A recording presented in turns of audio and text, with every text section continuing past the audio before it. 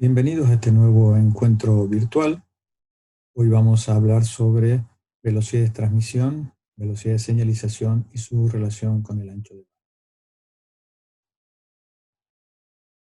Para poder abordar estos conceptos, vamos a hacer uso de un modelo genérico, básico, de un sistema de comunicación. En este diagrama en bloques de un sistema de comunicación, vamos a ver claramente un bloque llamado fuente, el cual es el encargado de generar el mensaje de entrada hacia una etapa transmisora. Esta etapa transmisora es la que va a generar la señal de transmisión, que es la que vamos a inyectar desde el punto de vista físico en los medios físicos de transmisión. Y a esto lo vamos a denominar canal. Nosotros ya estuvimos analizando estos medios físicos de transmisión cuando son de origen alámbrico y habíamos determinado algunos parámetros, entre ellos la atenuación, que producen este tipo de medios físicos de transmisión cuando yo inyecto una determinada señal y después de una cierta distancia se produce una atenuación de la amplitud de esta señal en términos de tensión, de corriente o de potencia. También habíamos visto de que se generaban una serie de señales autoinducidas, cuando habíamos hablado de la autoinducción y la inducción mutua para las líneas de transmisión, y estas generan señales no deseadas, que son las denominadas ruido, que se van a sumar a las señales que viajan a través del canal de transmisión. También vamos a tomar en cuenta que se denomina interferencia, que son señales externas que se introducen en nuestros medios físicos de transmisión, y también se van a considerar parámetros de distorsión, y que ahora ya podemos distinguir de qué se trata, porque hemos visto que cuando nosotros inyectamos una señal binaria como un pulso cuadrado, sabemos que tiene un ancho de banda infinito, pero sabemos también que los medios físicos de transmisión tienen un ancho de banda finito y se comportan como un filtro pasabajo. Entonces habíamos visto que nuestra señal se deformaba cuando atravesaba este canal de transmisión, y veíamos cómo los valores de tensión disminuían, pero sobre todo se deformaban los flancos del pulso, y esto nos traían retardos en cuanto al tiempo en el cual adquieren su máximo valor, y esto sabíamos que también nos iban a traer problemas a la hora de establecer el sincronismo, y esto lo vamos a estudiar en capítulos posteriores. Pero ahora podemos ver que este canal de comunicación es un canal físico y ya empezamos a entender mucho de los fenómenos que se producen cuando la señal viaja a través del medio físico de transmisión. Por eso hablamos de distorsión de la señal, porque no van a existir ciertas componentes de frecuencia de la señal original que inyectó el transmisor y que transporta energía, que no van a estar presentes a la salida. Luego tenemos nuestra etapa receptora, en la cual la señal se va a volver a convertir en un símbolo para el destinatario y que le dará un sentido a esta información para tomar una decisión. Cuando nosotros hablamos de una fuente, podemos hablar de una fuente de origen discreto, donde la fuente lo que hace para conformar el mensaje es elegir entre distintos símbolos de un conjunto de símbolos distintos y discretos. Entonces estamos en presencia de una fuente discreta. Esta fuente va a generar un mensaje que es el que introducía en el transmisor. Nosotros aquí agregamos toda esta explicación del ruido que habíamos hecho en la filmina anterior. Cuando hablamos de fuentes discretas, estas están caracterizadas por un alfabeto discreto. ¿Qué significa? Que es un conjunto finito de elementos que conforman ese alfabeto. Este alfabeto puede estar constituido simplemente por dos símbolos y será binario, puede estar constituido, por ejemplo, por letras, o puede estar constituido por símbolos como, por ejemplo, la raya, el punto y el espacio, que era muy típico en el uso de la telegrafía, que eran los primeros sistemas de transmisión de información. Entonces, acá vemos que el mensaje, o string, es una cadena o secuencia finita de estos símbolos del alfabeto. Entonces, la fuente se encarga de generar estos mensajes. Aquí, por ejemplo, tenemos un mensaje típico de la telegrafía, que eran puntos, rayas y espacios, y lo podemos escuchar.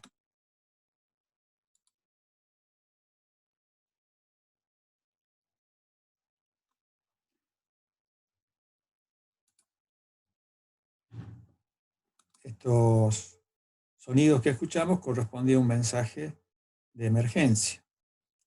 Entonces, nosotros desde la teoría de la información, surge que la cantidad de información que transporta un símbolo depende de su probabilidad de ocurrencia.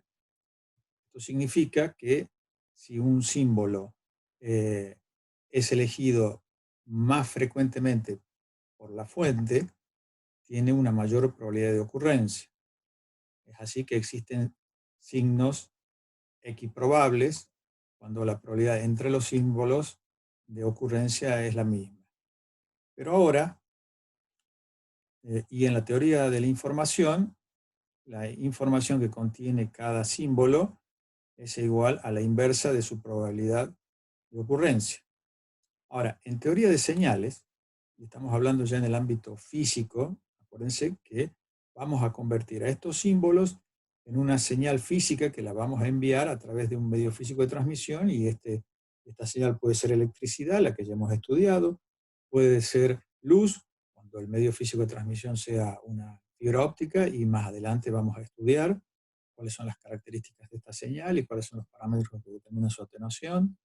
Puede ser una guía de onda, puede ser una onda electromagnética que viaja a través del medio físico de transmisión, que es el aire o la atmósfera o el vacío.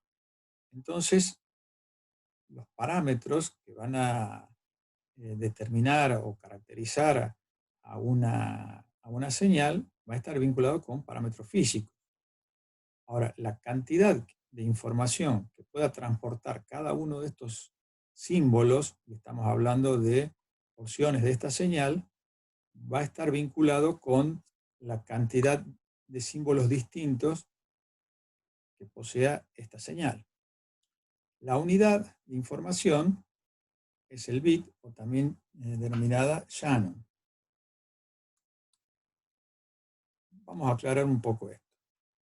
En el dominio de las señales digitales o discretas, denominamos símbolo a la forma de la onda o forma de la señal que lleva la información. Entonces dijimos, vamos a trabajar con señales físicas. Eso implica que, por ejemplo, desde el punto de vista eléctrico, cada símbolo está caracterizado por una amplitud, puede ser la tensión, la corriente o la potencia, y su duración en el tiempo, que sería la duración del símbolo, la equivalente a la duración del pulso rectangular que habíamos analizado cuando estudiamos Fourier. Entonces, a la duración del tiempo, este símbolo la vamos a denominar por conveniencia tau. Entonces ahora vamos a calcular las velocidades de transmisión. Entonces denominamos velocidad de transmisión y la denotaremos con la letra mayúscula R a la cantidad de información transmitida en un segundo. ¿Cuánta información ese símbolo puede transmitir en un segundo? Y esto va a ser igual a 1 sobre la duración del tiempo del bit. Su unidad de medida es el bit por segundo, o BPS.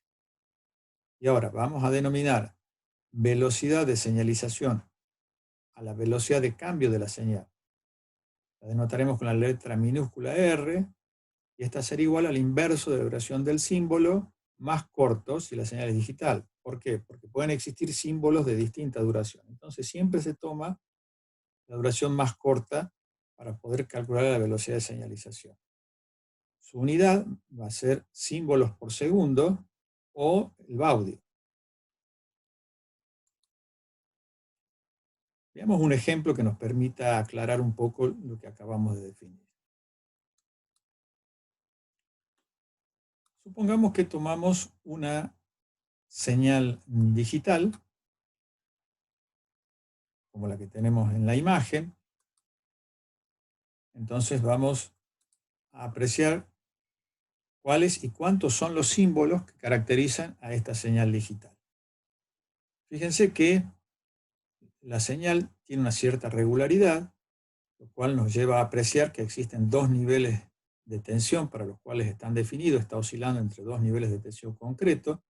Vemos que es una señal binaria. Entonces, acá encontramos los dos símbolos a los cuales les podemos adjudicar dos valores de tensión. Entonces, vemos que la cantidad de símbolos son dos. ¿Sí? Ahora, ¿cuánta información transporta cada símbolo de la señal? Bueno, estos símbolos de la fuente provienen de un conjunto binario, de un alfabeto binario equiprobable. Entonces, nosotros para calcular la cantidad de información, lo que vamos a hacer es calcular el logaritmo en base 2 de la cantidad de niveles que tiene la señal. Eso nos va a dar como información de cuánta información transporta cada símbolo de la señal. La cantidad de niveles es 2. Quiere decir que m reemplazamos por el valor 2. Y si calculamos el logaritmo en base 2 de 2, es igual a 1. Quiere decir que cada símbolo tiene la capacidad de transportar un bit.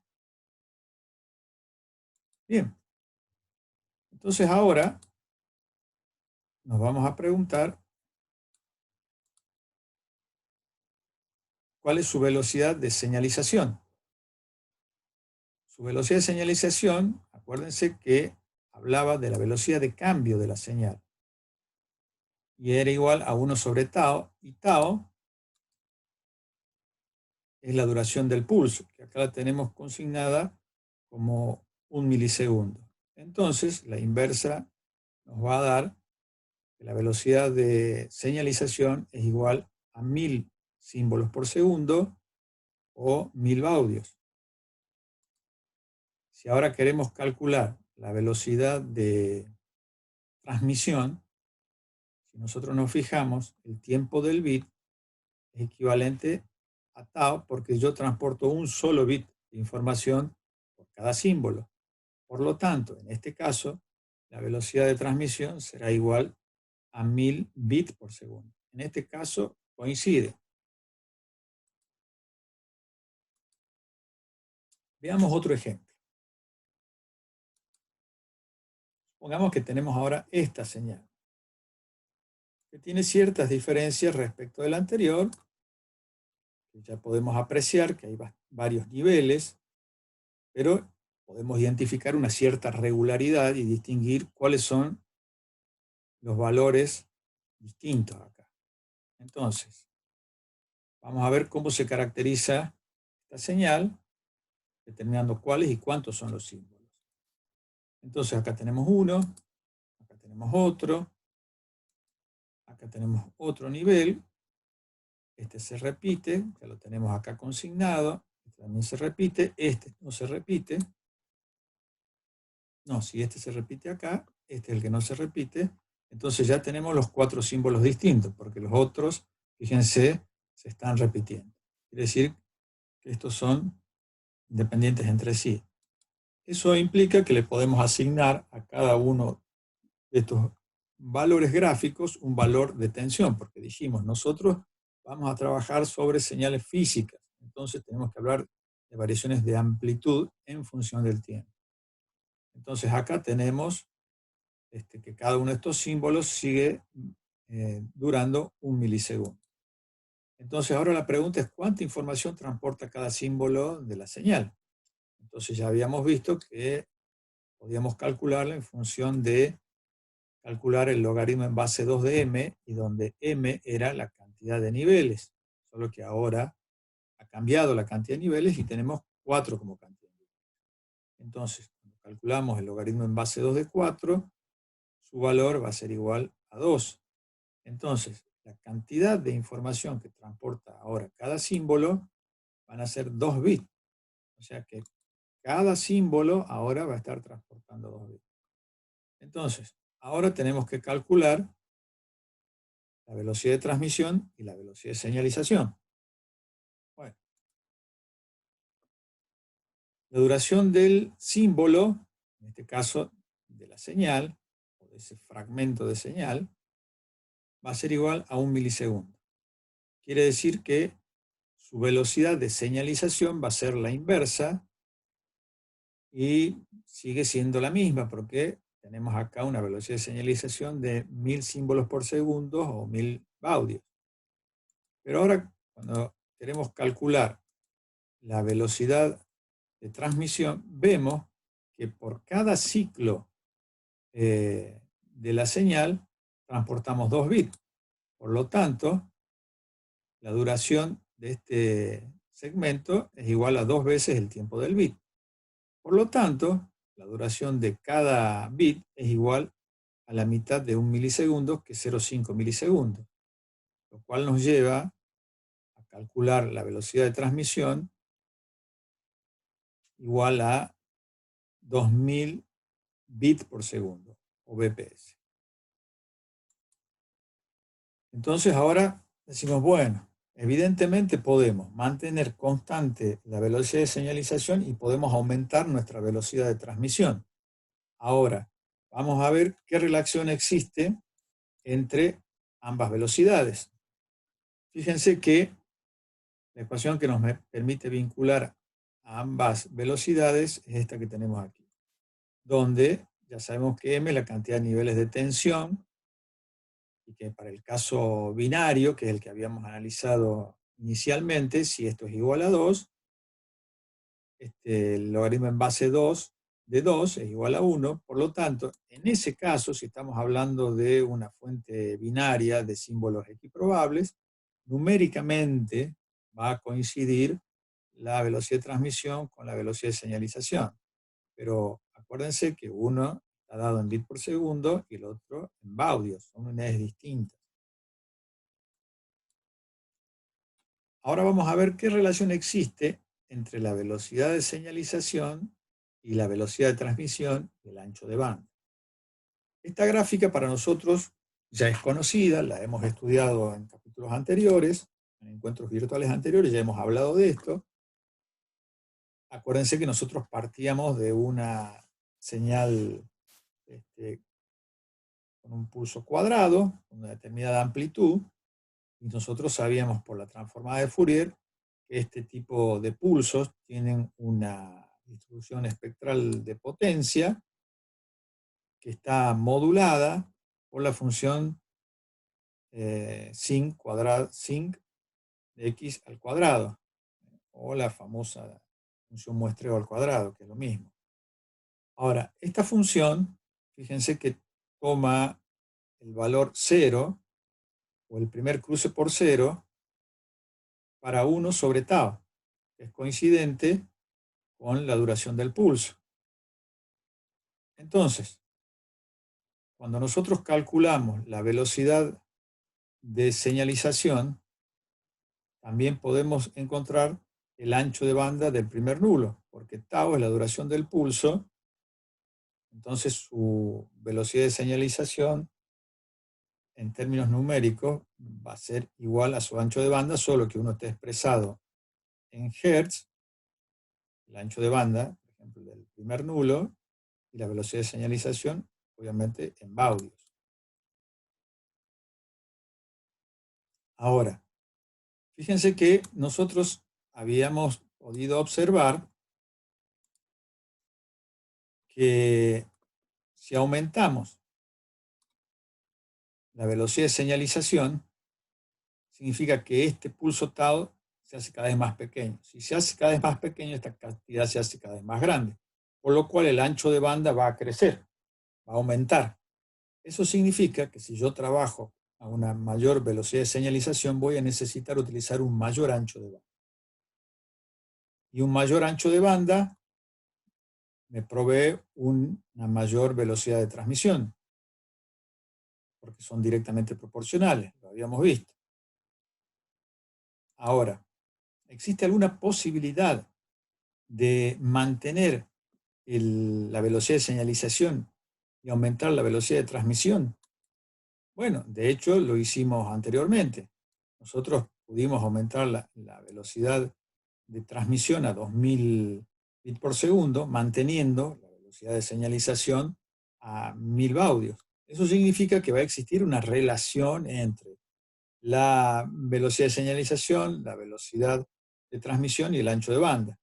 Entonces, yo podré aumentar notablemente mi velocidad de transmisión manteniendo mi velocidad de señalización, que no compromete el ancho de banda necesario para poder transmitir a través del medio físico de transmisión y que por ende no se deformen nuestras señales de manera tal que no puedan ser reconocidas en el receptor. Entonces, yo acá les dejo un cuadro muy interesante donde yo tengo que ver cuáles son las respuestas correctas y por qué. Sería interesante que vayan pensando las respuestas. Yo después les voy a enviar un formulario para que envíen sus respuestas y después dialoguemos sobre este tema, porque lo más importante acá es que ustedes entiendan esta relación en base a lo que hemos analizado anteriormente. Muchas gracias por su atención y próximamente nos encontraremos en un nuevo encuentro virtual.